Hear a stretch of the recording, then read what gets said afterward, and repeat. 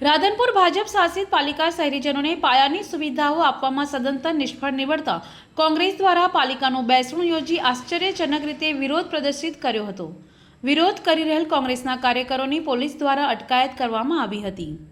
રાધનપુર શહેરમાં રોડ રસ્તા, રખડતા ઢોર, અનિયમિત પીવાનું પાણી તેમજ સ્ટ્રીટ લાઇટ સહિતના મુદ્દે વિરોધ પ્રદર્શિત કોંગ્રેસે આમ જનતાને સાથે રાખીને વિરોધ પ્રદર્શન કર્યું હતું। તો રાધનપુર શહેરની જનતાના વિવિધ મુદ્દે વિરોધ કરી રહેલા 6 જેટલા કોંગ્રેસના કાર્યકરોની પોલીસે અટકાયત કરી હતી। રાધનપુરની પ્રજાના નગરપાલિકાને લગતા વિવિધ પ્રશ્નોને લઈને શાંતિપૂર્ણ રીતે રાધનપુર પાલિકાની નનામી કાઢી બેસણું કરી રહ્યા હતા। ત્યારે રાધનપુર પોલીસ ભાજપના ઇશારે હાથો બનીને નનામી છીનવીને તેઓના કાર્યક્રમમાં વિક્ષેપ પાડ્યો હોવાનો જયા સોનીએ આક્ષેપો કર્યા હતા।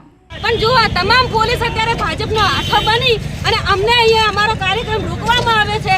અમે જે નનામી નીકળી હતી, નનામી અમારી જોડે છીનવી લેવામાં આવી છે। એટલે ભાજપનો હાથો બની જે આ તમામે પોલીસ અત્યારે કામ કરી રહી છે અને અમે સખત શબ્દોમાં વખોડીએ છીએ।